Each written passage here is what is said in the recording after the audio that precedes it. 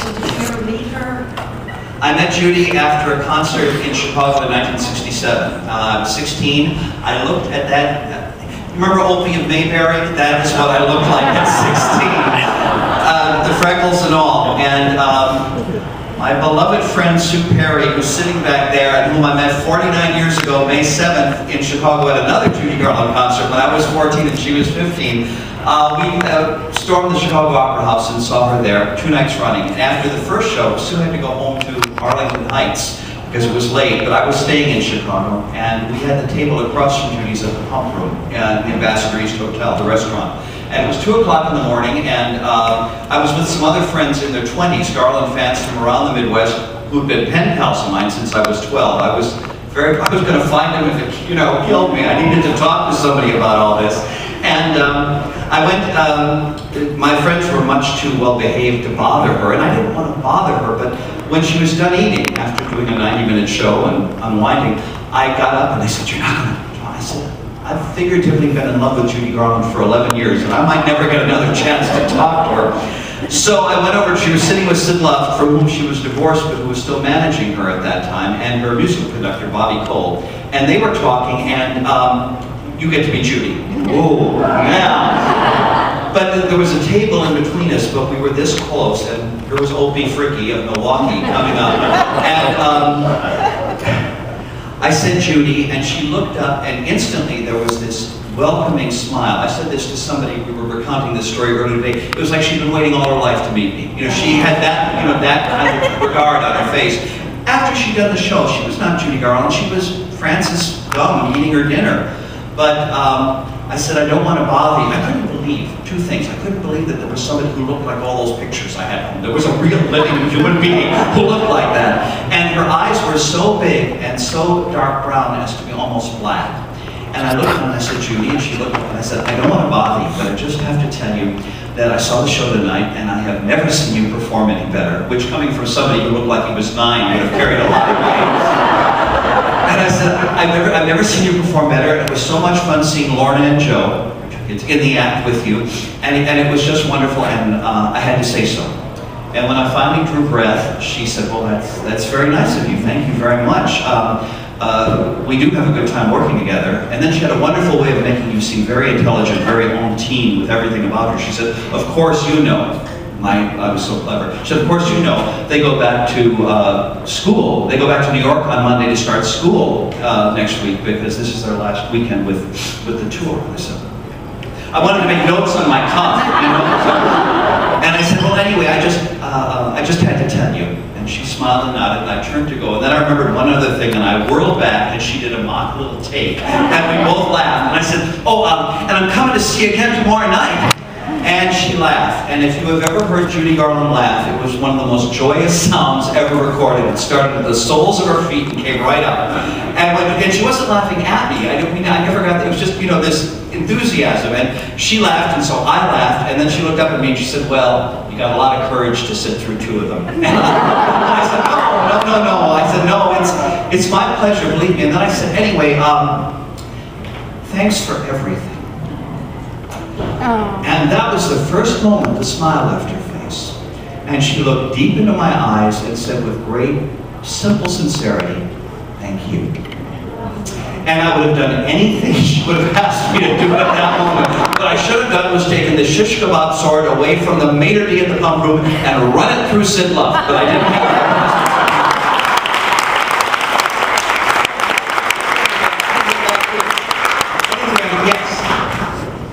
Question about the Judy Garland show. I've got the original, the Pioneer box set, and I read last year that the original source material had been sold. Have you heard anything about a Blu-ray release of the Judy Garland show? No, I have not heard anything about that. It would be nice if they do it, although the Pioneer set looks so good, within its parameters. The Judy Garland show, Sid Luft ended up owning it. Don't tell anybody I told you this, but no, he forged papers that gave him ownership of the Judy Garland show after she died, and And somebody else was battling him for it, and he finally won in court, but the day the man was supposed to turn over the master tapes, they disappeared, and they were lost for 25 years. They were found in a crawl space in a New Jersey house, totally, unair conditioned or protected. Then they were put on an open flatbed truck and driven to Florida where the family was moving. And then somebody in Florida called Sid and said, "I think we've got your tapes." And he had to find a machine that played 2-inch video, and it looked like they'd been shot yesterday. Somebody a long time ago said, "God must be a Judy Garland fan," because 95% of what she did on film and video we got. And then Sid sold the rights to somebody, and then the man paid him, and Sid cashed the check, and Sid still wouldn't turn over the material, and this went back and forth, and finally Pioneer leased them from Daryl Payne, the man who owned them. And now I keep hearing that Daryl Payne is trying to sell them again, but if he has, the deal never seems to go through, or I have never known a career that has been in the hands of more inept people in my life than hers, and yet somehow she always manages to rise to the top, and we get what we're supposed to get. So let's hope for more. Who else? Over here? I read in one of your books that Gene Kelly did a tribute to Judy, I think in the 70s, and he sang You Wonderful You. Yes. Does that footage exist? Well, it might exist. She asked at the premiere of That's Entertainment. You've seen the footage on TCM and on the DVD where all the stars line up for another photograph and everything. And when the party was, everybody had eaten and it was time to have a Hollywood party. And Sammy Davis, according to legend, said, "I'll give $1,000 to Share, the children's charity, if Gene Kelly will sing one chorus of Singing in the Rain." And Gene said, "No, I can't do Singing in the Rain tonight." Because everybody, Judy was the only one who wasn't there, And Gene said, "But I would like to sing the song that I sang to Judy in summer stock." And Saul Chaplin, who wrote it, went to the piano, and Gene sang it that night. Now, they filmed all the rest of that stuff that night, so it wouldn't surprise me if somewhere. Of course, that being said, George Felsenstein is so good about digging everything up. You'd think if it were there, we would have seen it by now. But Liza sang You Made Me Love You that night. It turned into kind of a Judy Garland celebration, as life should be. Anybody else? Yeah. I was wondering, when you think about her life, do you think that there's a moment or two where it could have gone in a different way and it didn't have to end the way it did, or do you see it as it was pretty much going to end up the way it did and it really couldn't have been different? I think that's a very good question. I think, unfortunately, we did the A&E biography on Judy about 17 years ago, and I was privileged to work on that. And I did 30 of the 33 new interviews. So I got to talk to June Allison and Mickey and Jackie Cooper and Ann Miller and the lot. And June said, I asked Judy about marrying Vincent Minnelli. And I phrased it very diplomatically because Vincent Minnelli was a genius, no question. But as I said when I asked the question, Mr. Minnelli, some people say, was not the most likely candidate for marriage. And if you could be more diplomatic than that, you come back to New York with me tomorrow morning, I'll get you a job at the United Nations. And June said, and we used this in the film, we all knew he was wrong for Judy. And then I asked her, I said, but you were all her friends, didn't anybody say anything to her? And she said, we all saw how happy she was. And there was just this sense of everybody seeing everything that Judy Garland gave and wanting the woman to be happy. And June Allison also said, she always, as bright as Judy was, she had no sense about men. And it went back to that crippling insecurity of being called, my little hunchback by Louis B. Mayer, and having everybody at Metro those first few years tell her she wasn't pretty, having, the title of Everybody Sing, that first long clip down on Ugly Farm. The working title of Everybody Sing was The Ugly Duckling. So Billy Burke, as Judy's mother, calls her that in the course of the film. She's always playing opposite Mickey Rooney as, the girl he doesn't want.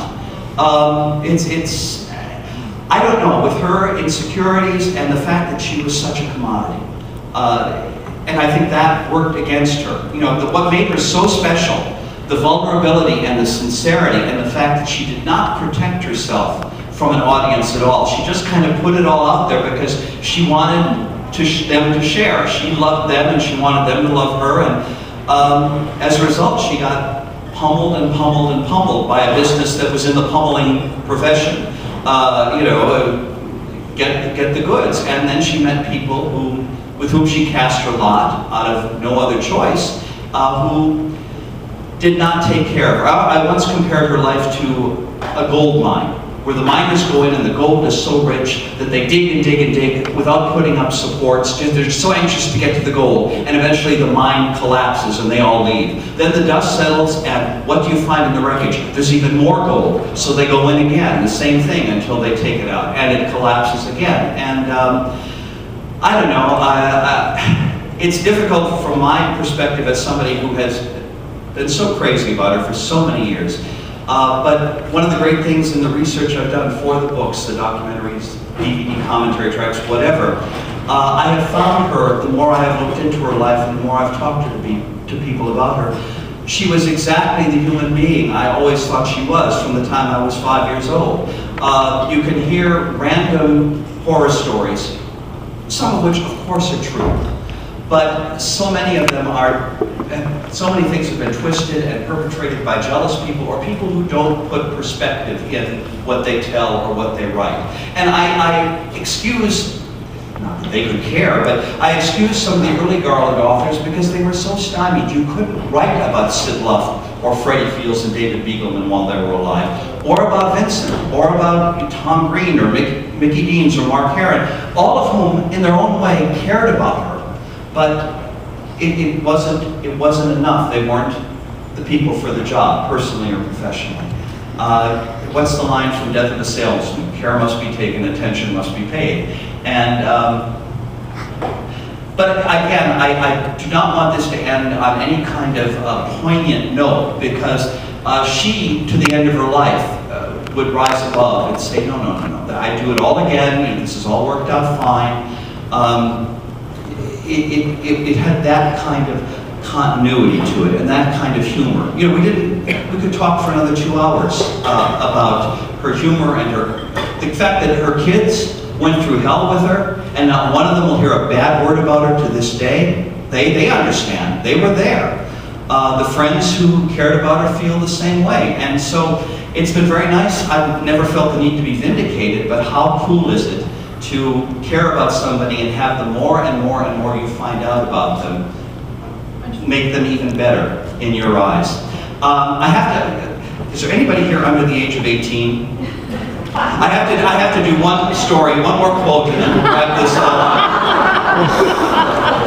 What was my single favorite quote that I found for this book? Jack Klugman, whom you all know from The Odd Couple, and many, many other things, of course, was in Judy's last film, I Could Go On Singing. He played her manager. And as he says, the thing I remember most about Judy was that she was a great storyteller. I loved her, I adored her. When we finished the picture, we had become kind of friends. Now, at one point, the director of the movie wanted to reshoot a scene, and they did it, and they did it, and he wanted to do it again, and Judy finally asked, why? And Ronaldine, the director, told her, well, let's just say there's a little man inside that tells me to. And Judy drew herself up to her full 4 feet 11 inches, looked at Ronaldine and said, well, I'll just have to crawl inside you and kill that fucking little man.